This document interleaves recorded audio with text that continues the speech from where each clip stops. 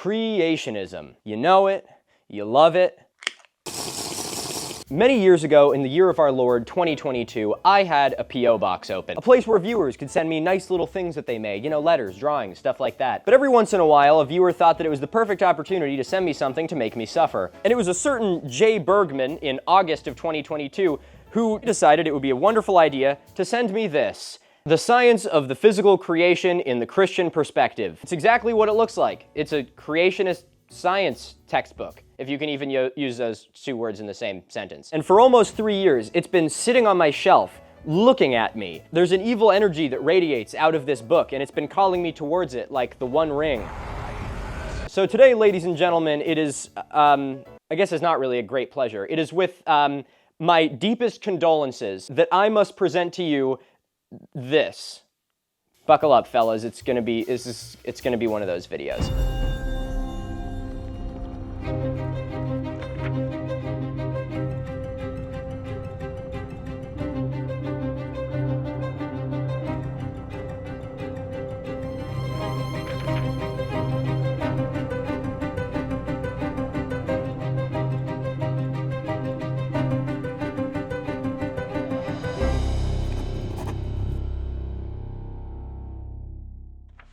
All right, I feel like I probably should address the elephant in the room first, which is,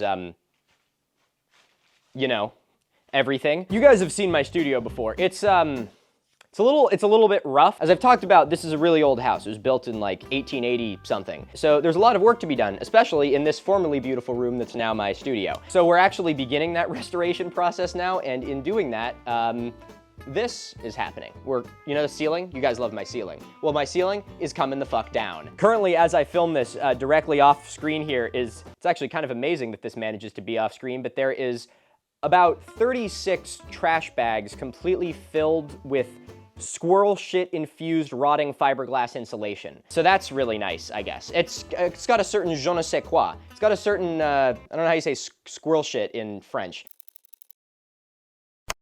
Merde d'écureuil. My team and I are working on a really big project right now. No, not Atlantis. I know, I'm working on it. I swear to God, it's every video with you people. Don't worry, Atlantis is coming. When it does, you'll know. You can't miss it, all right? I'll make sure you don't miss it. And if any of you do, I'm gonna be livid. But my team and I are working on sort of similar to like the Philip Ziba videos from last year, where we're looking at a particular account and going into it more deep than we ever would want to. But a large part of the account that we're going to be talking about is creationism. So I thought that today would be a great day to rip this bad boy open. I broke out my nice little stand here. Check this out. It's an old lectern I got at an antique store, and I got this.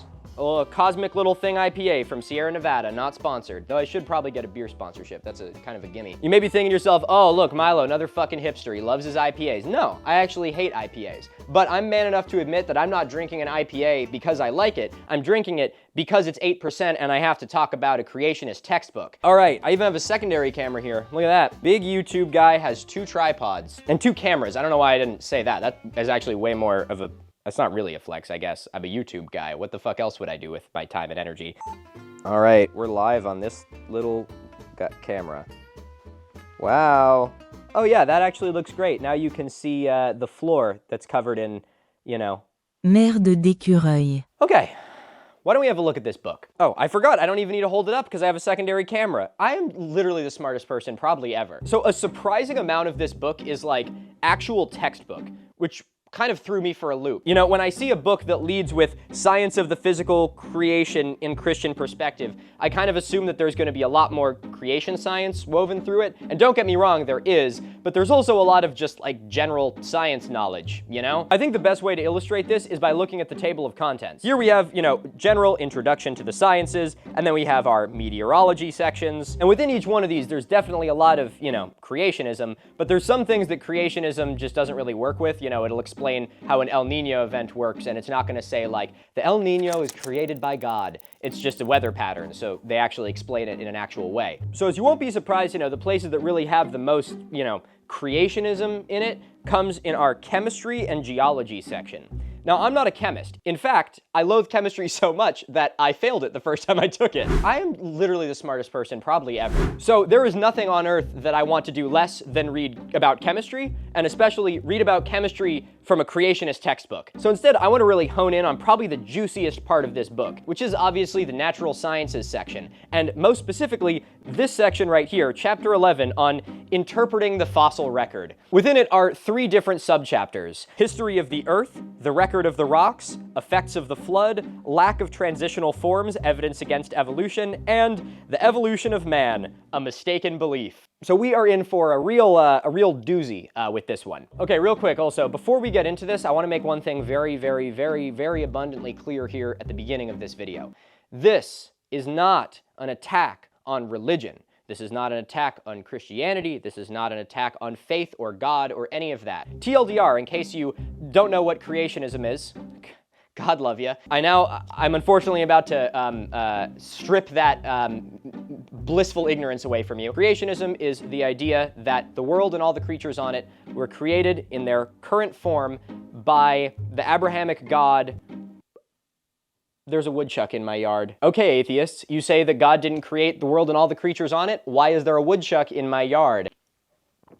Anyway, it's the belief that the world and all of the creatures on it were created in 7 literal days by the Abrahamic God. Oftentimes, creationist beliefs go hand in hand with the denial of many different branches of science. Everything from biology to chemistry, geology, and most of the natural sciences. This is because a general understanding of what we know about all of those fields disproves the fact that the Earth is 6,000 years old. Now, this is where it's very important for me to add that most religious people and most Christians are not creationists. Creationists make up a very small subset of that. You do not have to be a creationist in order to be a Christian, and if you are a Christian, you don't have to be a creationist. You are completely able to accept and understand all of the beauty and science of this world and still be able to believe in a higher power and a creator. So none of this video is an attack on anyone's faith. We are here to talk just about actual science. And that goes for everyone watching this video who doesn't believe in creationism.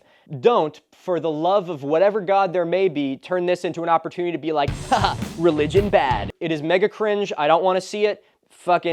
Stop it. Don't do that shit, all right? It's not 2013 anymore. Anyway, without further ado, ladies and gentlemen, let's dive right into this. Chapter 11, Interpreting the Fossil Record with the History of the Earth.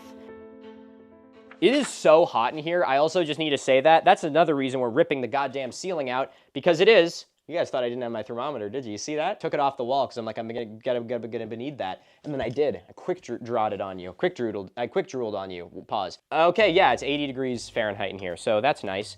I love that for most of the year this room is, you know, completely unlivable because it's too cold, and then for the rest of the year it's completely unlivable because it's too hot. Conflicting views of the beginning. That God is the creator of this world is an undeniable truth. Can't argue with that, I guess.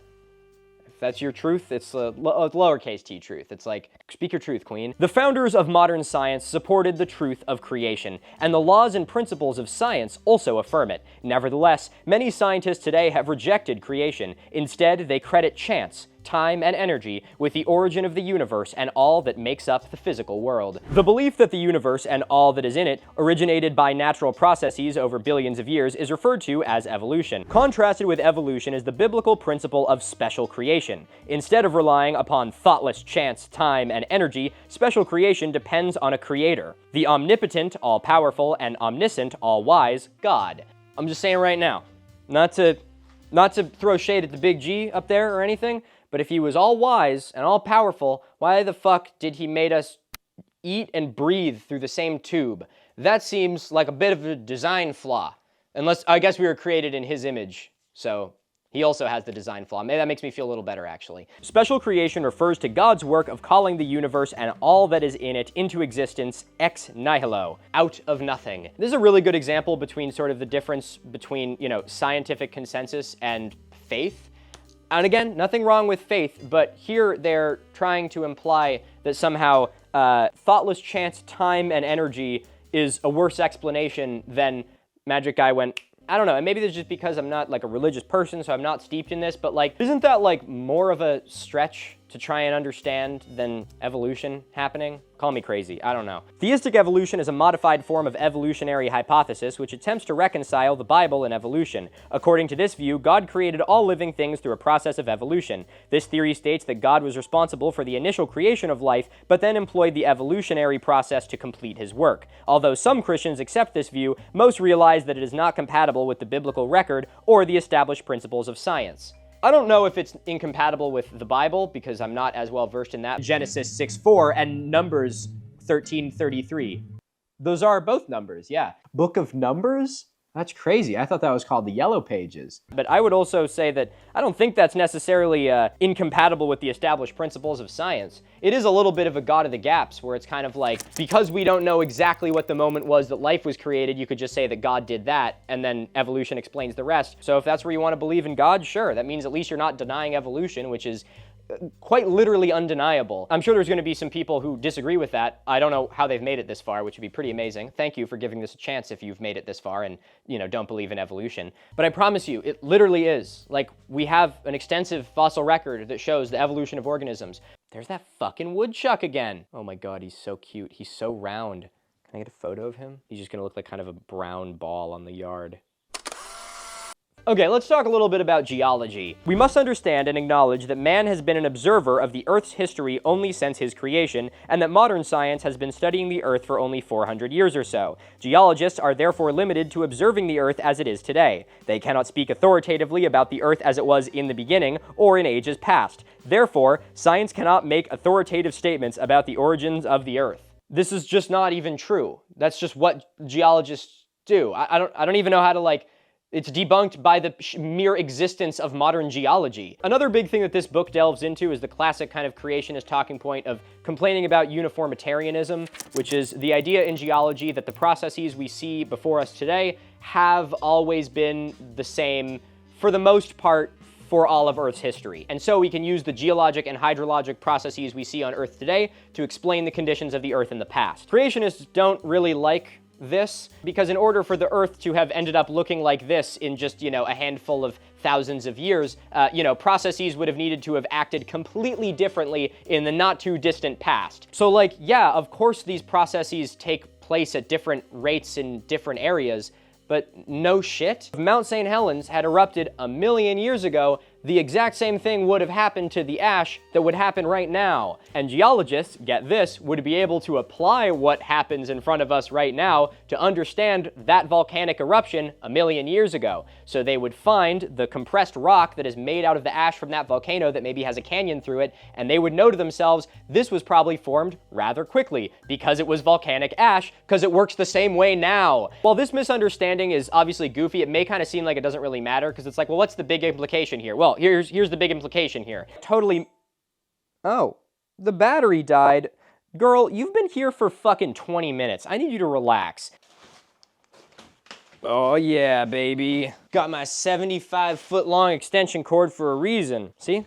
This is why God created the 75-foot long extension cord. Few geologists dispute the strata surrounding the Grand Canyon were laid down by the sea, but many geologists dispute the length of time that was required for the layers to be deposited. They really don't. Or if they do, it's within a reasonable geologic time span. They're not disputing it in the same way that these people are disputing it. Uniformitarian geologists believe that the sea may have covered Arizona several times over millions of years, and that the strata were deposited during these inundations.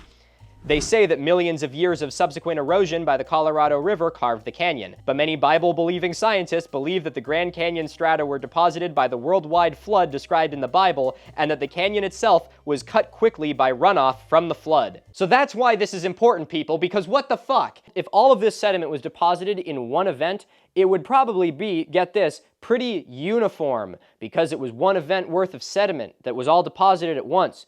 So you might get some changes, but you're not going to get this layer cake like you do with the Grand Canyon. You know why? Because that same process is happening today. It's called uniformitarianism. So I don't know what this argument is. We have extensive geologic knowledge about the Grand Canyon. It is probably the single most well-studied geologic feature on the entire planet. So pretty much just saying nuh-uh is not going to cut it here. Sorry. After this, it moves to a really great little section called Bible-believing scientists of the past, to show that, many of the greatest scientists of the past were creationists, and for that matter, were also Bible-believing Christians. They believed that God had supernaturally created all things, each with its own complex structure for its own unique process, or its own unique purpose. I can't read. The thing that I just want to point out is in this gigantic list of all of these scientists, pretty much all of them end by like the very early 1900s. There's one that's John A. Fleming in electronics from 1849 to 1945, and as far as I can see, that is the most recent of any of the people on this list. There's ones in here that are from fucking 1570. Johannes Kepler. Are we surprised at all that a guy in 1570 was a creationist? It's really funny to be like, see guys, look at all these dudes that were creationists, and then just refer to a time in history where it was the best understanding that we had of the world because we hadn't discovered science yet. It's like, no shit. Wow, Blaise Pascal, you were born in 1623 and died in 1662. Why didn't you believe in evolution? Okay. Chapter 11.2, The Record of the Rocks. So this chapter starts off with giving a definition of what fossils are, which is very helpful, and then it moves to talking about how a fossil is formed. In order for a plant or animal to become a fossil, it must be protected from scavengers and decomposition. Most of the time, this occurs when the organism is quickly buried by waterborne sediments. What do you think they're going to say next? Drumroll, please. Conditions like those we would expect to be present upon the Earth during and immediately following a worldwide flood. Obviously, Christian geologists and uniformitarian geologists have different views about the fossil record. Uniformitarian geologists interpret the fossils of the Earth's crust as evidence of evolution. They believe that the fossil record demonstrates a progression of simple organisms to a more complex organisms over millions of years. Like, that's just exactly what it shows. We literally have hundreds of millions of years of evolution shown in rock layers, where we can see organisms changing over time. So it's not just like a belief. Like, you look at that, and what the fuck else are you going to explain about it? See, that's another thing I'm noticing here, is they'll kind of like invoke the Bible, and then say, scientists believe this dumbass shit, and they don't really explain how the Bible is supposed to explain the thing that they're poo-pooing because it's incompatible with the Bible. Isn't this a fucking textbook? Shouldn't this be explaining shit to me and not just making me be more confused? Here it moves into complaining about the geologic column. The idea that older stone and organisms are found lower and, it gets younger as you go up, for the most part. Obviously, things change and the Earth moves, but that's the general trajectory. The geologic column, Earth's shaky foundation. Holy shit, that's good. We got a graph of the geologic column, and one of the values is called assumed events. These include primitive apes, whales, first modern mammals, giant insects, first reptiles, extinction of trilobites, but we're just fucking guessing. It's like, we have a bunch of rocks all stacked on top of each other where there's trilobites that all look a little bit different throughout time, and then they disappear and there's none here today. Complete conjecture, let's just assume they evolved. Although it is presented as conclusive evidence for evolution, the geologic column crumbles upon closer inspection. The first problems with the geologic column is that the succession of fossils it indicates occurs nowhere in the world. There is not a place on the Earth where you can see the complete geologic column at one time. Oh my God. I can't believe that they give this to children. I can't believe they give this to children. These are the same people that they fucking complain about indoctrination, and then they give this to children. Okay, this is a photo of the geologic column. This is what they're talking about. You've seen this image before. It shows life changing through time.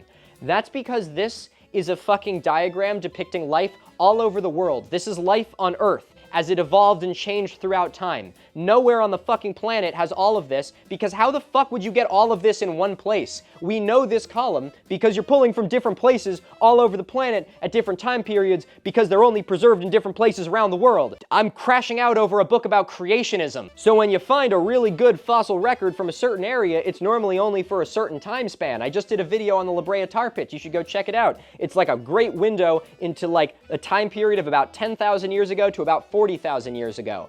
That's it. If you go to the La Brea tar pits, you're not gonna find a fucking T-Rex in it. It then talks about radiometric dating. It's going to do the classic thing that every pseudoscientist does, where they claim that radiometric dating doesn't work, they claim that radiocarbon dating doesn't work. Pretty much anything that's able to disprove their idea, they're just like, nuh-uh. So no, bullshit. Radiometric dating does work. Another problem within the geologic column are that fossils are commonly found in the wrong order and apparently undisturbed strata. Either the rocks contain fossils they should not contain, according to the geologic column, or they do not contain the proper sequence of fossils that they should contain. Do you want to give an example of that? Oh, pseudoarchaeology! Holy shit! Yo, this is gonna be sick. Examples of misplaced fossils would include fossil plant remains found in the wrong strata. Oh yeah, I remember that one. Who could forget the fossil plant remains found in the wrong strata? Modern horses found alongside or beneath their ancestors, and trilobites found in later eras. Do we want to know anything about the deposition here? Is this in flowing water? There's all kinds of geologic processes that can move things around. You guys say old on the bottom, young on the top. Anything in between that is a proof that you're wrong. It's like, no, we well know that things can move.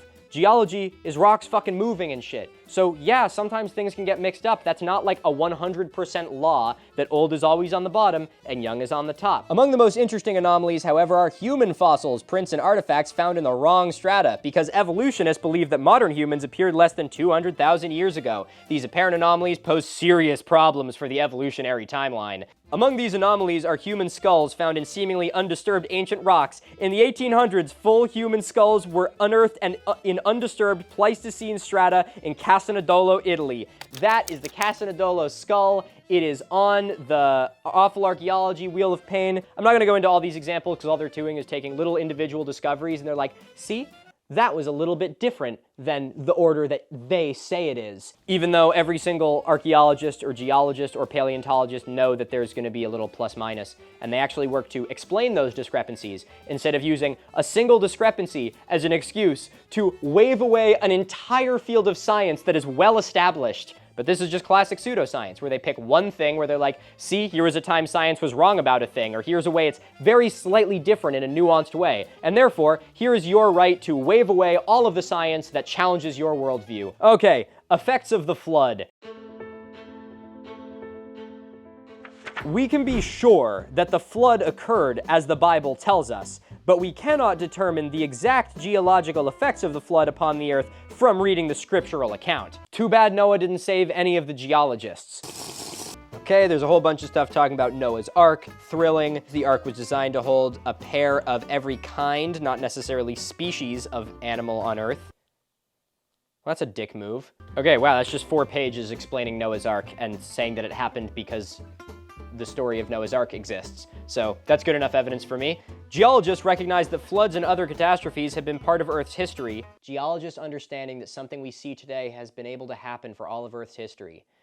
I don't know, I heard that whatever it is doesn't exist though, so it must be different. Thus far, however, most uniformitarian geologists are not ready to admit to the fact of the Genesis worldwide flood. Admit to the fact. Like they know, they just don't want to admit it, you know? Oh man, this raises my blood pressure.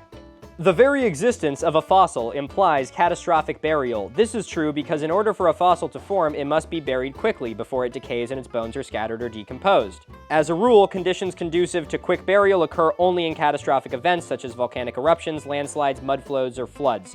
Not necessarily. It could also be falling in a river and being covered by sediments. It can be sinking to a bottom of a lake and being covered by sediments. It does not have to be catastrophic, but they are saying this in order to prime the pump to think that the only way fossils are able to form is from one gigantic, you know, like fucking Michael Bay-ass movie event. Lack of transitional forms. Oh my god. Have you guys seen that clip from, what is it from? Is it Futurama? Why has no one found the missing link between modern humans and ancient apes? We did find it. It's called Homo erectus. No one has found the link between apes and this Homo erectus. It's called Homo habilis. Aha! But no one has found the missing link between ape and the so-called Homo habilis. It's called Australopithecus africanus. Oh, I've got you now. Do you not fucking see the general trend line here? The fossil records contain no such progression. If evolution were true, if organisms have gradually changed into other organisms over time, there would be many fossils of intermediate forms, but this is not the case. Oh my god.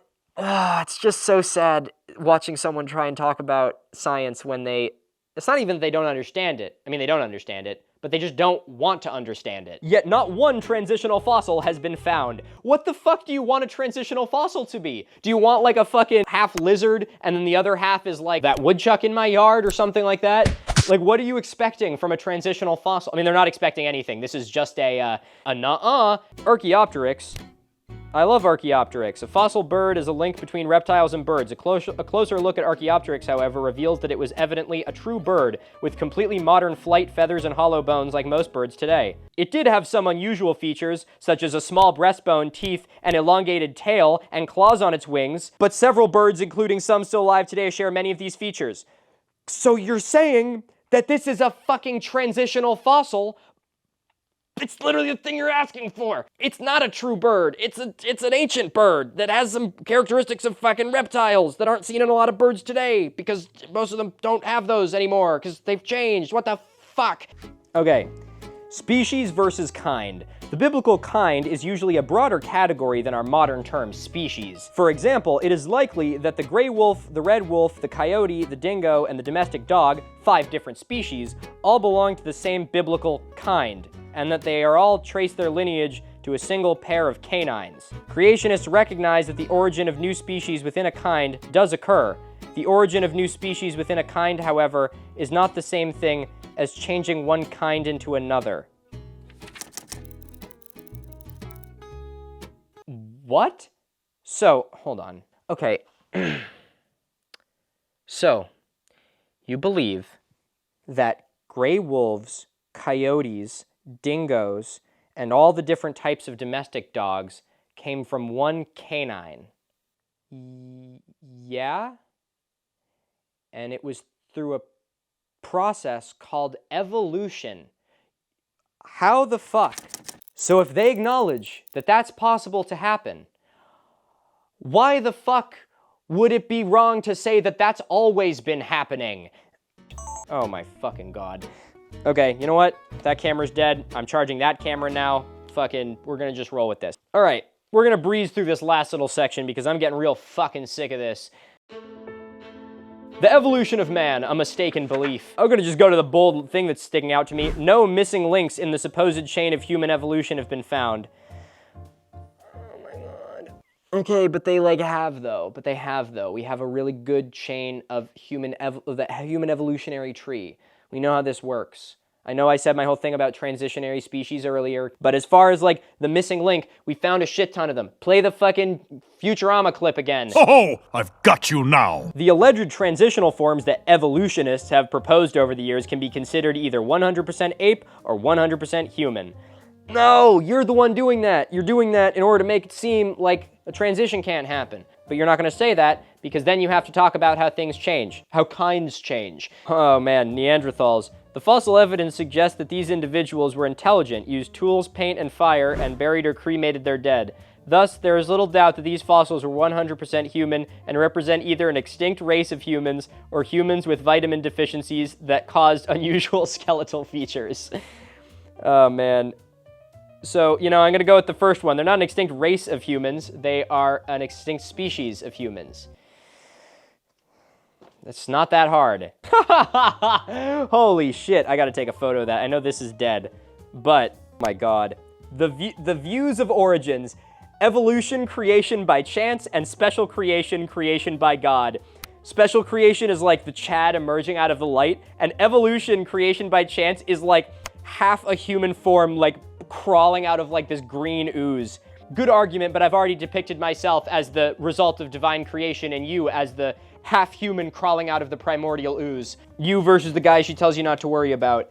This is a good meme format, guys, actually. I'm gonna get a really nice high-res image of this, get a screenshot of this. If I don't see this image in a meme format pop up on my feed for like a completely unrelated topic to anything we've discussed today, I'll be very disappointed. Okay, finally we're at the end of this chapter. I've glanced over a lot of it because I just can't fucking do it. And we end with creation, the only reasonable belief. Despite appearances to the contrary, evolution remains a belief, not a proven historical or scientific fact. I love when creationists try and disregard evolution by saying it's just a belief, because that argument would also work for them, where what they believe is also just a belief, so Guess we're on equal footing then. Neither creation nor evolution can be proved scientifically, because science deals only with the events that are presently observable and experimentally repeatable. The creation versus evolution debate is not about what science says, but about what man believes. They are both presuppositions accepted by faith. As a scientific hypothesis, evolution is a failure. It is contradicted by the evidence, it is based on faulty theories and circular reasoning, and it is inconsistent with scientific reality. But most important, evolution fails as a hypothesis because of the lack of transitional forms. As we have seen, the gradual change of one kind into another kind is impossible. Wait, what? Oh, that's their word for species. Why do they have to make this shit so confusing? Because the transitional forms would not have been fit to survive. Why the fuck not? What about the transitional form between that, that canine and the fucking gray wolf?